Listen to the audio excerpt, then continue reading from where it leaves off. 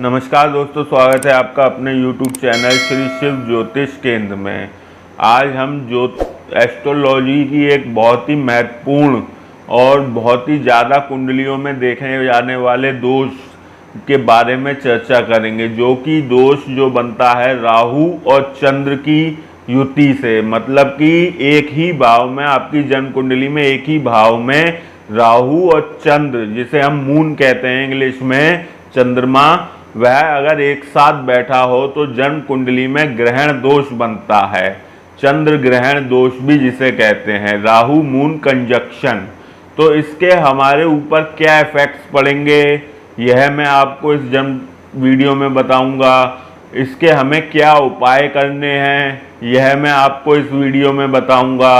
और इस युति का हमारी जो डेली लाइफ पे क्या इफेक्ट पड़ेगा, यह भी मैं आपको इस वीडियो में बनाऊंगा। तो वीडियो में लास्ट तक बने रहें, बिल्कुल भी स्किप नहीं करें, वरना आपको समझ में नहीं आएंगी। तो सबसे पहले बात करते हैं राहु के ग्रह का क्या प्रभाव है। राहु ग्रह को समझते हैं। देखिए, राहु जो है कोई पर्टिकुलर ग्रह नहीं है, यह एक छाया ग्रह है। ठीक है, राहु का मतलब क्या है कि अंधकार, अंधेरा, एक भ्रम पैदा करना, यह सब जो प्रभाव है ये राहु का है। चंद्र एक ग्रह है।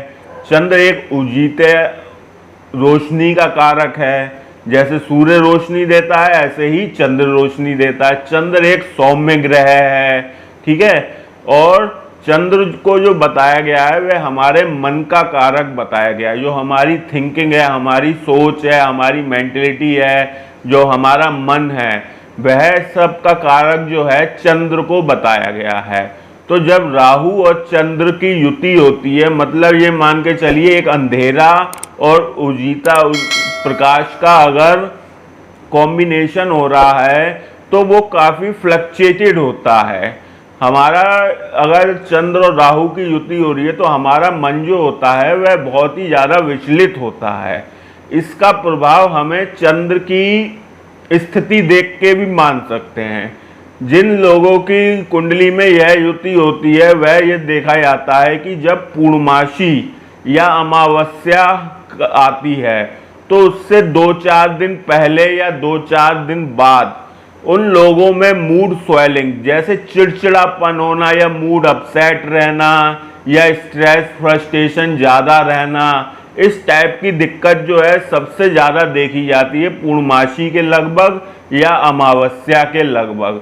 क्योंकि पूर्णमासी के दिन चंद्र जो होता है वह सबसे ज़्यादा बली होता है और अमावस के दिन सबसे ज़्यादा शांत होता है।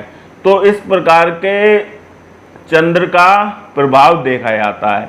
चंद्र और राहु की युति का हमारे दैनिक जीवन पे क्या इफेक्ट पड़ेगा, तो इसका जो सबसे ज़्यादा प्रभाव हमें देखा जाता है कि हमारे अंदर स्ट्रेस, फ्रस्ट्रेशन और डिप्रेशन और मानसिक अवसाद, जिसे हम कहेंगे तनाव, यह सब बीमारियां हमें हो सकती हैं।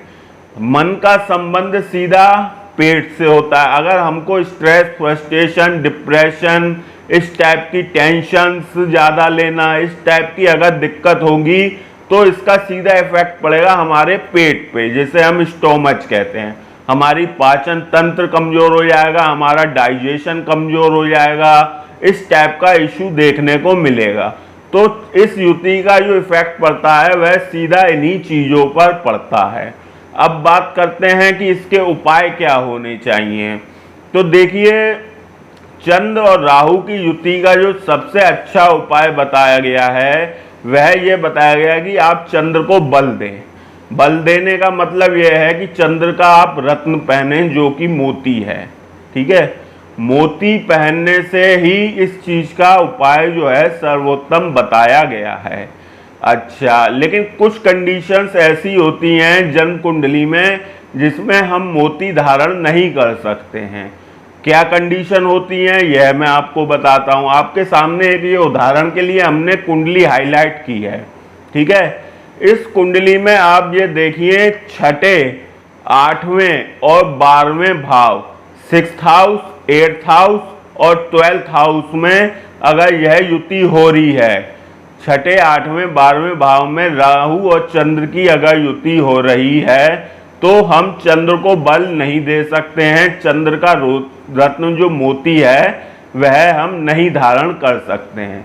इस कंडीशन में हमको चंद्र और राहु दोनों को शांत करना है। ठीक है, वह शांत कैसे करना है मैं आपको अभी बताता हूं। दूसरी कंडीशन ये होती है कि अगर आपका चंद्र और राहु की युति वृश्चिक राशि में हो रही है, ठीक है, वृश्चिक राशि मतलब जहां पे 8 नंबर की गिनती लिखी हुई है और चंद्र और राहु की युति हो रही है, उस कंडीशन में भी आप चंद्र को बल नहीं दे सकते हैं। चंद्र का रत्न मोती जो है धारण नहीं कर सकते हैं। ये एग्जाम्पल के तौर पे हमने लिखा भी हुआ है, 8 नंबर लिखा हुआ है और चंद्र और राहु इकट्ठे बैठे हुए हैं, युति हो रही है। ठीक है, इस कंडीशन में आप चंद्र का रत्न मोती धारण नहीं कर सकते हैं। तीसरी कंडीशन ये होती है अगर आपकी मिथुन लग्न की कुंडली है, लग्न यानी पहले भाव में, जन्म कुंडली में पहले भाव में अगर 3 नंबर की गिनती लिखी हुई है, इसका मतलब आपकी जन्म कुंडली मिथुन लग्न की कुंडली हुई। ऐसे में जो आपकी जन्म कुंडली में मारक ग्रह है वह चंद्र है, क्योंकि सेकंड हाउस में 4 नंबर की गिनती लिखी होगी, तो सेकंड हाउस लॉर्ड को हम मारक कहते हैं, दूसरे भाव के स्वामी को हम मारक कहते हैं और मारक का रत्न कभी भी धारण नहीं किया जाता है। इसलिए मिथुन लग्न की कुंडली में आप चंद्र का रत्न मोती धारण नहीं कर सकते हैं। चौथी कंडीशन यह होती है कि मकर लग्न की कुंडली, लग्न यानी पहले भाव में अगर 10 नंबर की गिनती लिखी हुई है, इसका मतलब आपकी जन्म कुंडली मकर लग्न की कुंडली हुई। मकर लग्न की कुंडली में भी चंद्र मारक होता है, ऐसे में भी आप चंद्र का रत्न मोती जो है धारण नहीं कर सकते हैं। यह 4 कंडीशन हैं जिसमें आप मोती धारण नहीं कर सकते हैं। बाकी आपका अगर फर्स्ट हाउस में हो, सेकंड हाउस में हो, थर्ड हाउस में हो, फोर्थ हाउस में हो, फिफ्थ हाउस में यह युति हो, 7th हाउस में हो, 9th हाउस में हो, 10th हाउस में हो, 11th हाउस में हो, आप चंद्र का रत्न मोती धारण कर सकते हैं। ठीक है, अब बात करते हैं कि अगर जिस कंडीशन में हमको चंद्र का मोती धारण नहीं करना है, उस कंडीशन में हम क्या उपाय करें। तो उस कंडीशन में दोनों राहु और चंद्र दोनों को ही शांत करना होगा। अब शांत करने का जो उपाय है वह राहु का यह बताया गया है कि सोमवार के दिन शिवलिंग पर दूध में काले तिल मिलाकर शिवलिंग पर अर्पित करें, इससे राहु शांत होते हैं।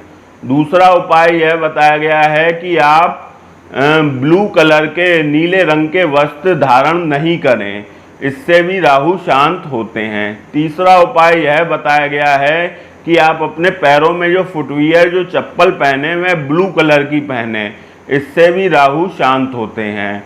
अच्छा, मून को, चंद्र को शांत करने का जो सबसे अच्छा उपाय बताया गया है वह यह बताया गया है कि अगर आप प्रतिदिन, रोज हो सके, डेली या वीकली, हफ्ते में एक बार या मंथली, महीने में एक बार या पूर्णमासी के दिन या अमावस्या के दिन, जब आपका मन करे, जिसमें आप खुद को कंफर्टेबल महसूस करें, उस दिन आप छोटे बच्चों को खीर बांटें या दूध का बना हुआ कोई भी मिष्ठान आप छोटे बच्चों को बांटें, इससे चंद्र जो है शांत होते हैं।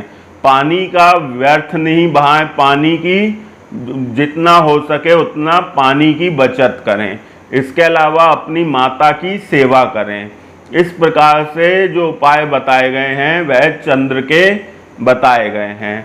तो इस वीडियो में मैंने आपको चंद्र और राहु की युति के बारे में कुछ बताया, उसके उपाय भी बताए। आशा करते हैं वीडियो आपको पसंद आई होगी। वीडियो पसंद आई हो वीडियो को लाइक करें, चैनल को सब्सक्राइब करें। बहुत बहुत धन्यवाद आपका वीडियो देखने के लिए।